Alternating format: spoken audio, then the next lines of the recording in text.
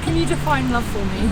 I don't think you can define love, and it's different from person to person, and I think that's what makes it special in the same way. But I think love can be whatever you want it to be, as long as it's good. Oh. God. That's really hard. That's hard. Jesus Christ. No. That's hard. That's really hard. Cut that bit. Sense of full comfort, I think, and you know, it's like a safety net in a way, and it can either pull you one way or another, but once you find that comfort, there's nothing else better. It's euphoric.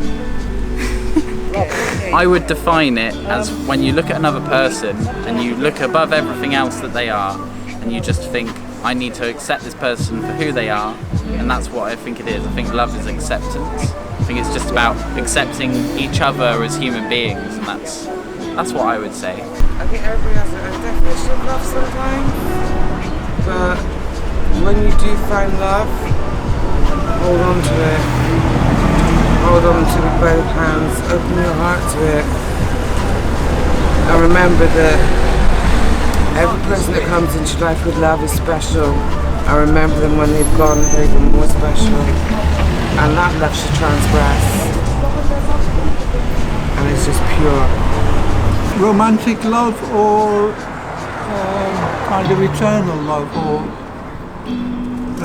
well, either of them. I don't know. Whatever you want to talk about, first thing that comes to your mind, really. Romantic love. I think romantic love is something to be a bit careful of, because you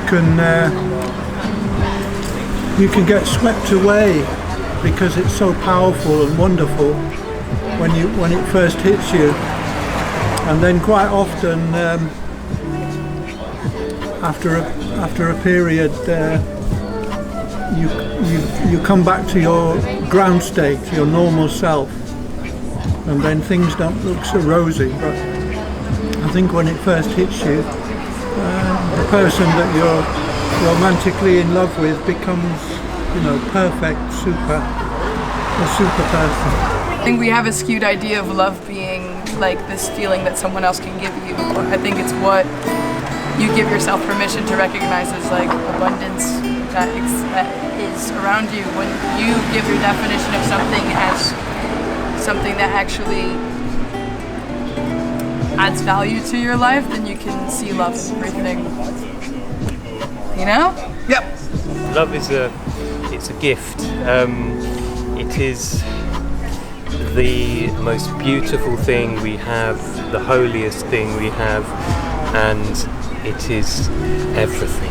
I think the Greeks had a good idea about it, because obviously in Greek you've got several different words for love, and I think that with the limitations of the English language it makes it a really hard question, because obviously you can love things in different ways. I mean, presumably if someone says like I love chips, that doesn't hopefully mean the same thing if you say if you love a person, but in English it's still the same word. We went to Stonehenge at summer solstice. The security and the police were all lined up between us and the stones. We climbed over the fence, we walked around towards them, and the only thing we said to the security and the police is, "We love you," and they parted out of the way, and we went into the stones and we celebrated as we saw fit, and we left in a ruly fashion, and that is love.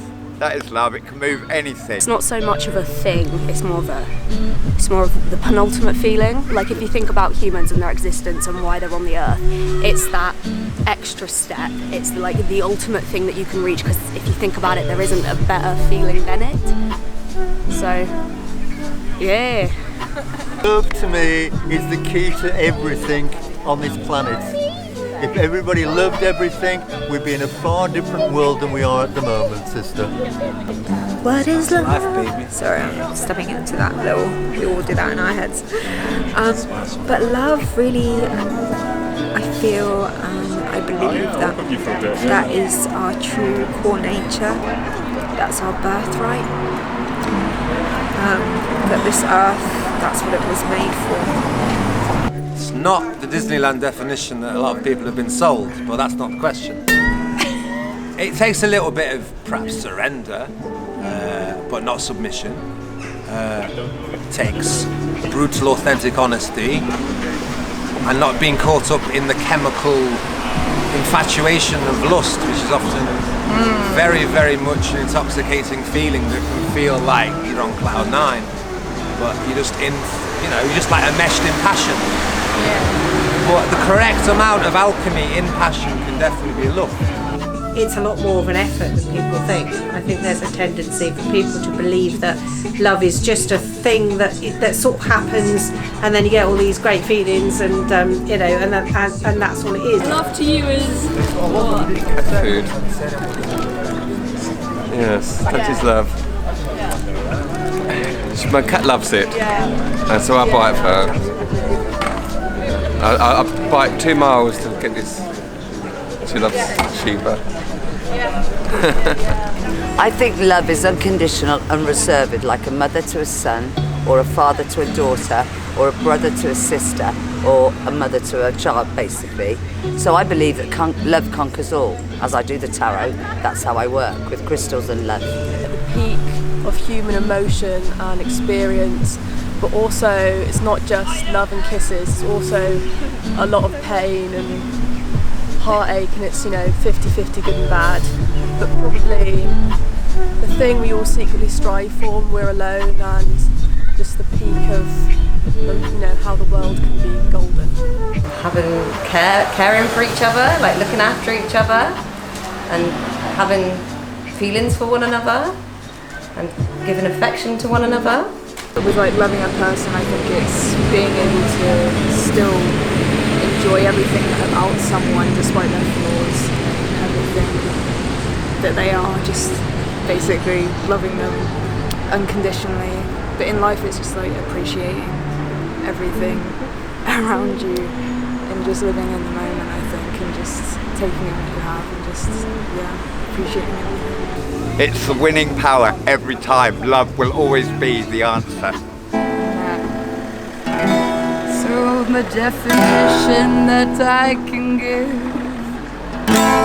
to this thing we call love is something you feel within when you open up, testing your limits with a curious heart.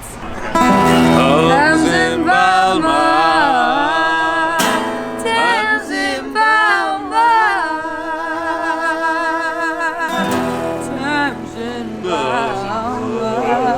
Hello.